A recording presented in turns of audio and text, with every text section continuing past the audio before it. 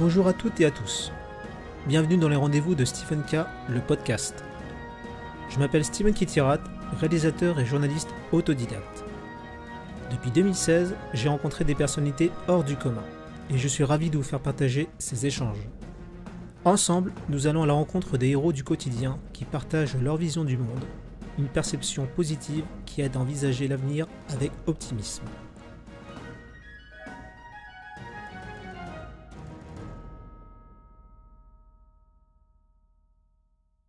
Bien, bonjour Monsieur Béchu. Oui, bonjour. Je vous remercie pour l'acceptation. C'est moi qui vous remercie de me donner la parole. Avec grand plaisir. Donc justement, est-ce que vous pouvez vous présenter pour nos internautes?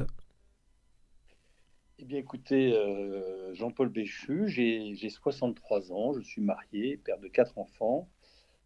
Je suis un entrepreneur dans l'âme puisque j'ai créé de très nombreuses sociétés, à la fois en France et à l'étranger.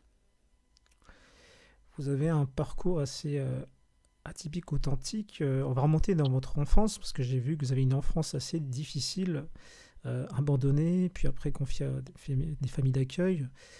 Comment voyez-vous cette période avec le recul?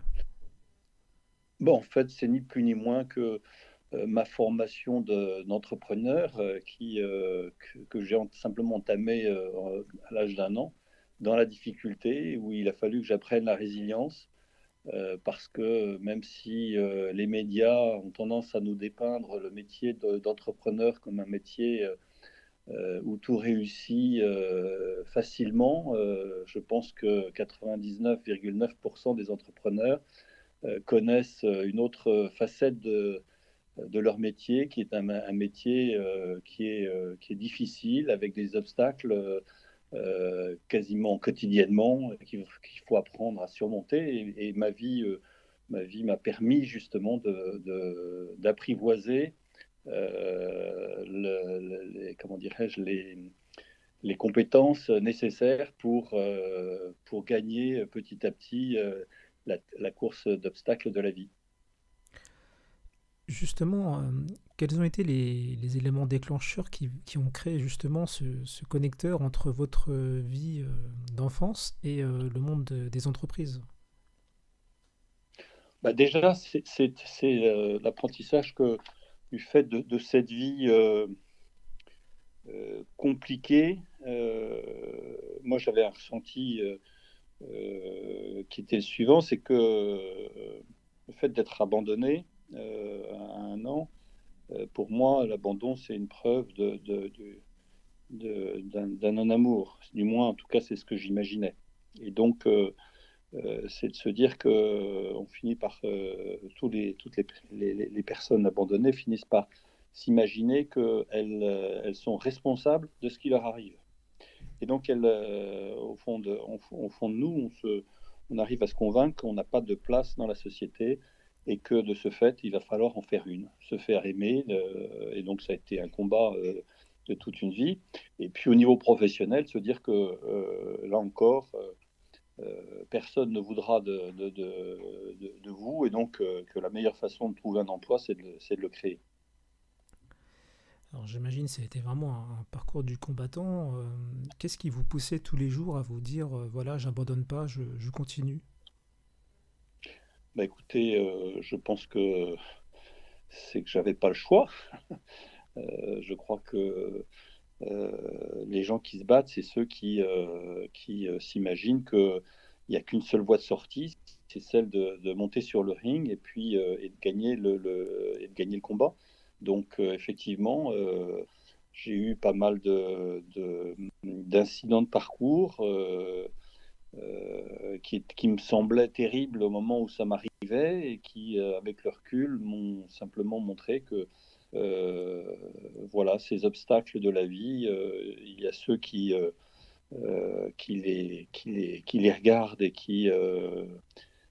que ces obstacles, comment dirais-je, empêchent d'avancer. Puis il y a les autres dès qu'ils arrivent, ils voient une colline ou une montagne devant eux, s'évertuent à essayer de trouver des passages pour aller au-delà parce qu'il y a l'espérance que après l'obstacle, la réussite serait au rendez-vous. Avec votre expérience enfin, de terrain aussi et humaine, selon vous, quelles sont les clés de réussite pour être un bon entrepreneur? Est-ce que ça dépend j'imagine il y a pas de mode d'emploi, ça dépend, j'imagine, de votre propre sensibilité aussi, l'intuition également, j'imagine. Mais est-ce que ça s'apprend à l'école, plus sur le terrain? Mais écoutez, non, ça ne s'apprend pas à l'école, je pense pas. Ça s'apprend. Mais je pense qu'il y a plusieurs événements. D'abord, une réussite, ça se fait à deux. Donc, il faut à la fois l'entrepreneur et puis ses collaborateurs. Je pense que on devrait se mériter, et ça veut dire qu'il faut agir inter-ensemble,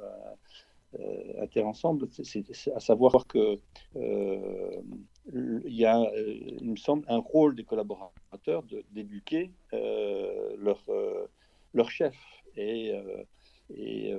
Pour justement parce qu'il n'y a pas de formation comme il n'y a pas de formation pour devenir parent, il n'y a pas de formation pour devenir chef d'entreprise, et que ça ne s'invente pas, et donc personne n'a la science infuse, et que si le rôle premier du chef d'entreprise, c'est d'être au service de ses collaborateurs, ce que je crois, eh bien, ça veut dire qu'il doit être à l'écoute de ses collaborateurs et ne pas rester figé sur des prises de position.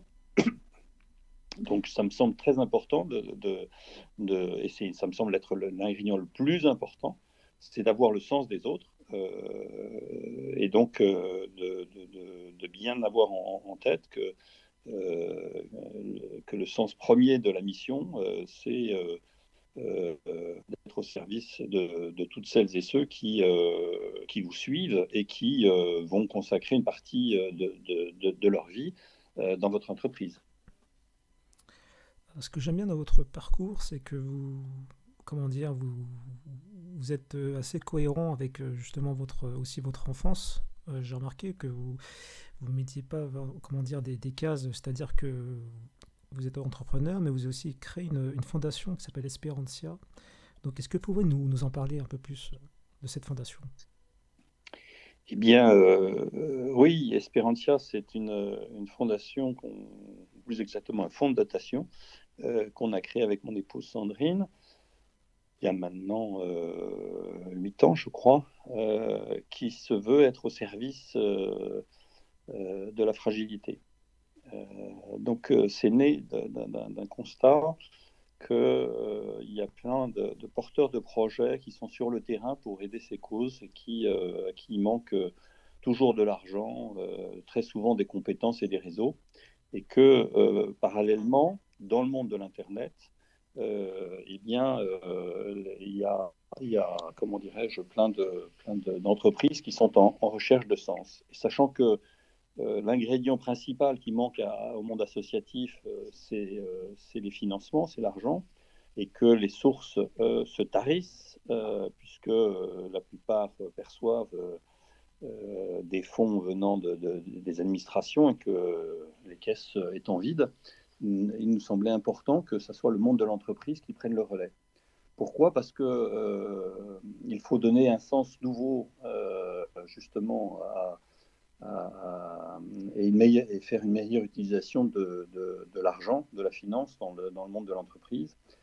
Les jeunes sont en recherche de sens. Ils veulent travailler dans des entreprises qui font sens, et l'évolution de la société montre bien que c'est dans cette direction qu'il faut aller. Et donc, la façon dont on a imaginé ça, c'est que au lieu de solliciter des entreprises en leur demandant des fonds et de quelque part faire l'aumône, enfin, faire la quête, on voulait éveiller chez les entreprises, et dans la nôtre en particulier, une envie de s'engager sociétalement de façon forte. Et la meilleure façon de le faire, c'était d'apporter du capital de l'entreprise donc des actions à Esperantia pour faire en sorte que Esperantia et donc les associations qu'elle va soutenir puissent bénéficier de la récurrence des dividendes. Et donc, on a, avec l'entreprise Nameshield, on a apporté 15% du capital à Esperantia. Et parallèlement, on lui donnait 1% du chiffre d'affaires. Ce qui fait qu'on a pu accompagner des porteurs de projets sur du moyen terme, voire du long terme pour certaines, en leur permettant d'avoir une visibilité sur les moyens qu'elles allaient avoir. Ce qui fait que ça permettait aux porteurs de projets de consacrer son énergie là où il est bon, c'est-à-dire sur le terrain, les mains dans le cambouis pour aider celles et ceux dont il a la charge. Oui. Vous parlez des jeunes, alors est-ce que vous avez un message pour celles et ceux qui veulent réaliser leur rêve, leur projet? Déjà, pour commencer, il ne faut pas avoir de crainte. Certes, ce monde est en voie on le voit bien, de basculer, et donc ce qui les attend va être très compliqué. Maintenant, il ne faut pas que ça soit un prétexte pour ne pas agir.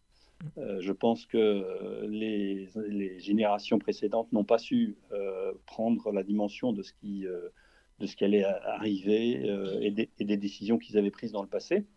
Donc c'est à eux de prendre leur relais et d'avoir de l'audace créatrice, parce que ce qui a lieu d'être mis en place n'existe pas. Parce que si les générations précédentes connaissaient les bonnes recettes, eh bien, ils les auraient appliquées.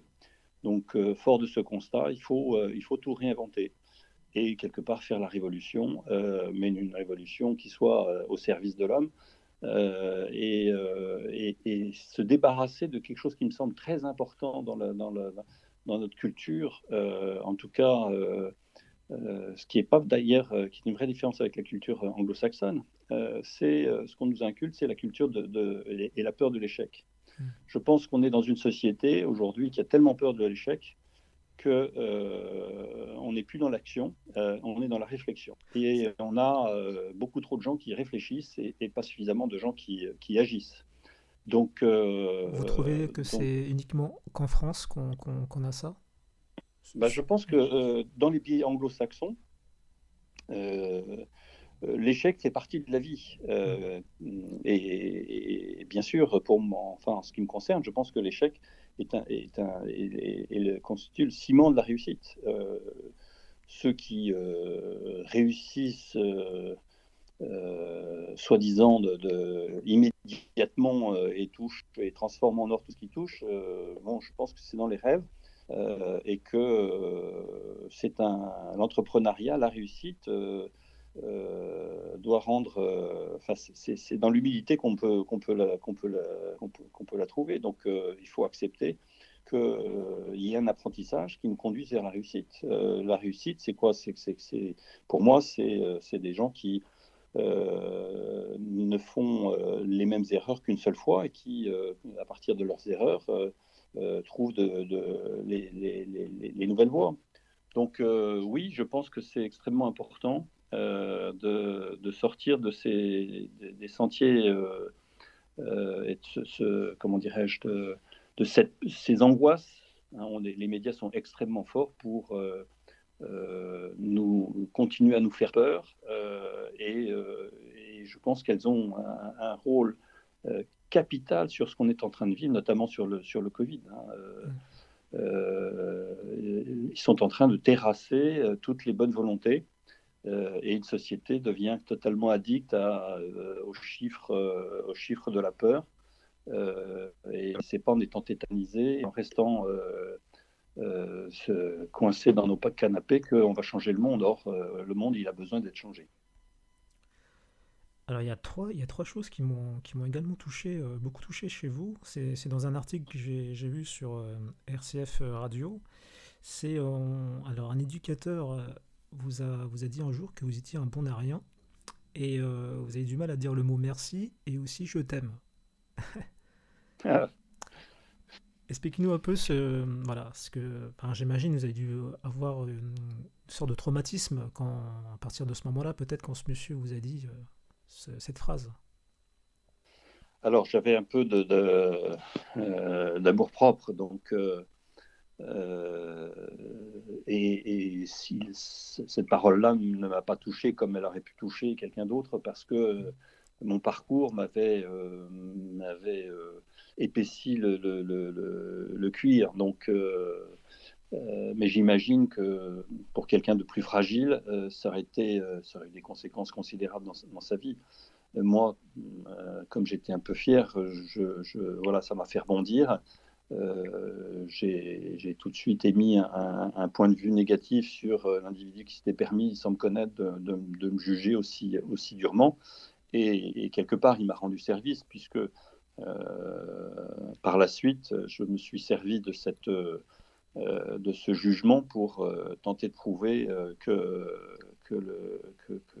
celui qui l'avait émis était à côté de la plaque. Et donc, je tenais à montrer au monde entier que je voulais réussir et que j'étais digne et que j'avais une place dans cette société voilà, pour réussir. Quelles sont les personnes que vous vouliez remercier, qui ont fait de vous ce que vous êtes?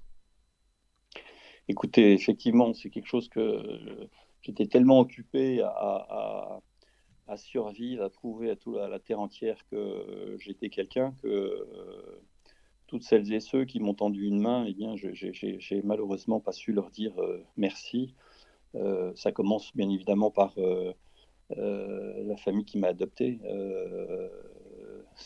Sans eux, j'aurais pas eu cette éducation qui, qui m'a permis de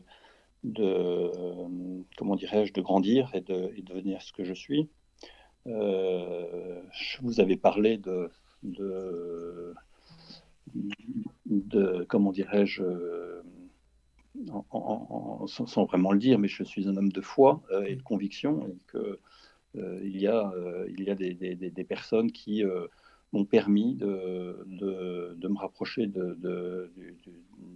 bon Dieu et du Créateur. C'est d'ailleurs quelque chose qui est devenu essentiel dans ma vie et qui m'évite des sorties de route quant à mes décisions. Et puis, je remercie aussi des gens avec lesquels j'ai travaillé, qui m'ont justement éduqué et m'ont permis de devenir un meilleur chef d'entreprise, par exemple. Je parlais tout à l'heure de la nécessité de travailler ensemble. Eh bien, j'ai quelques collaborateurs qui ont été extrêmement bienveillants et qui m'ont permis de grandir dans cette mission et d'avoir envie d'être un meilleur entrepreneur que je ne l'étais. Ouais, justement, c'est quelque part grâce à vos collaborateurs, notamment sur LinkedIn, que je suis venu à vous, quoi. On a dit beaucoup de bien de Ah vous, oui, oui, exactement. Donc, d'accord. je tiens du coup aussi à rendre hommage à ces personnes, euh, parce ils ont dit que du bien de vous, et vu que je suis quelqu'un d'assez curieux, j'ai voulu savoir justement qui vous étiez, quoi. Et c'est comme ça que je vous ai rencontré, on va dire, découvert. Donc, Bon. merci à eux également. Euh, Avec tous vos rencontres, justement, qu'est-ce que vous avez appris sur l'être humain? Eh bien, écoutez, l'être humain, je ne vais pas vous surprendre. Qu'est-ce qu'il souhaite? C'est le bonheur. C'est le bonheur. Et dans un monde où on ne sait plus tellement dans quelle direction regarder pour atteindre le bonheur. Moi, j'ai eu la chance d'apprendre le secret de ce bonheur assez tôt. C'est que, contrairement aux enseignements, notamment dans les écoles supérieures, où on explique à chacun que on lui inculque ce besoin et cette valeur soi-disant qu'il aurait par rapport et comment dirais-je, une certaine supériorité en fonction des études que vous faites. On crée des sortes de castes qui s'imaginent être supérieures et comment dirais-je, et qui en fait détournent et qui empêchent le rapprochement entre les hommes qui permettrait de mettre comment dirais-je, une intelligence collective au service de la société pour prendre de meilleures décisions. Je crois que si on apprenait et si on permettait de découvrir que ce qui rend heureux, c'est d'être au service des autres, je pense que ça changerait complètement comment dirais-je, le regard et qu'on se mettrait peut-être d'être davantage au service les uns des autres et au service du bien commun. Euh, qu'est-ce qui vous énerve aujourd'hui dans ce monde? Ce qui m'énerve, c'est mon incapacité à aller aussi vite que j'aimerais. Je sais que j'ai de la chance par moment d'avoir un petit peu comment dirais-je, d'être mis un petit peu en lumière. Les gens s'imaginent voilà, que je fais des choses fantastiques. Or, plus j'avance dans la vie, plus je m'aperçois que ce qui est important, c'est pas ce qu'on a fait, mais ce qui nous reste à faire. Et là, c'est tellement vaste qu'on ne peut qu'être pris d'une grande humilité et une certaine rage parce qu'on voit des inégalités qui se développent quand on voit que 27 familles détiennent autant de richesses enfin, plus de richesses que la moitié de la population mondiale, autant que la moitié de la population mondiale, on se dit, où va-t-on? Comment peut-on tolérer ça? Enfin, c'est pas possible. Et justement, c'est parce qu'on est centré sur son nombril, sur son bien personnel, et qu'on n'est pas centré sur le bien collectif. Et oui, ça m'énerve profondément, surtout quand on sait la fragilité dans lequel une naissance dans un milieu particulier, dans un pays particulier, peut contribuer à vous fermer des portes et des avenirs, alors que une autre naissance dans une autre famille, dans un autre pays, vous favorise votre éducation et votre réussite. Et il est temps de casser ces barrières pour pouvoir agir ensemble. Comment faisiez-vous face à la critique? Critique pas constructive, hein, mais vraiment des critiques vraiment pour vous rabaisser, vous stopper par jalousie. Enfin, comment faisiez-vous face à tout cela? Est-ce que vous ignorez, puis enfin, vous continuez à avancer, ou bien voilà, vous leur disiez quelque chose? Alors, je me suis amélioré par rapport à ça, hein. Ouais. Avant, j'aboyais, voilà, je répondais à la méchanceté par la méchanceté. Maintenant, j'essaye d'interpréter ces piques et c'est souvent, elles sont émises par des gens qui ont leur propre fragilité. Donc, voilà, j'essaye de faire en sorte que ça me fasse pas aussi mal que ça pouvait le faire à une époque. Et, j'essaye de pardonner. Au fond, je suis. Non, puis c'est aussi mon moteur pour tenter de mieux expliquer, parce que si je suis incompris dans une décision que j'ai prise, ça veut dire que je ne me suis pas forcément pris de la bonne façon, avec un manque de justesse au niveau des mots. Donc, voilà, tout ce qui voilà, toutes ces paroles. Enfin, généralement, je remets la faute à moi-même et non pas au monde, quoi. Donc, c'est la meilleure façon de pas être aigri, parce que voilà, tout ce qui nous empêche, toutes ces ondes négatives nous empêchent d'avancer. Donc, j'essaie de survoler ça. Est-ce que vous avez des regrets au cours de votre carrière? Oui, oui. Une seule, c'est peut-être de ne pas avoir, comment dirais-je, accueilli l'amour du bon Dieu plus tôt dans ma vie. C'en est une profonde qui aurait changé aussi beaucoup de choses. Et puis, voilà, ma vie est un combat que j'ai pas toujours su mener. J'ai pas toujours accepté de monter sur le ring, contrairement à ce que je laisse croire. Donc, et j'ai pas forcément toujours pensé aux autres avant de penser à moi. Donc, voilà, ça, c'est des choses que je regrette. Et puis, toutes les paroles que j'ai pu blesser volontairement ou involontairement. Voilà, je regrette toutes ces paroles parce que je sais qu'une blessure peut mettre très longtemps à cicatriser et qu'au contraire, une parole peut adoucir et permettre, à travers la main tendue, permettre à quelqu'un d'avoir une vie totalement différente. Alors j'imagine que vous en avez plusieurs, mais est-ce que vous avez une anecdote qui vous a touché, marqué? Ça peut être quelque chose aussi de marrant, hein. Alors, je ne sais pas si c'est marrant, mais quand je vous disais que j'avais découvert le secret du bonheur, en fait, ça me fait penser à l'âge de 13 ans, je venais de perdre mon père adoptif. Et j'étais en pension, un garçon me voyant sans doute dépité parce que j'étais en train de me dire qu'une fois de plus, j'étais l'enfant le plus malheureux de la Terre. Il m'a comment dirais-je, commandé, hein, avec une voix un peu forte, de le suivre. Et je me suis retrouvé dans un quartier de Pontoise, vraiment, comment dirais-je,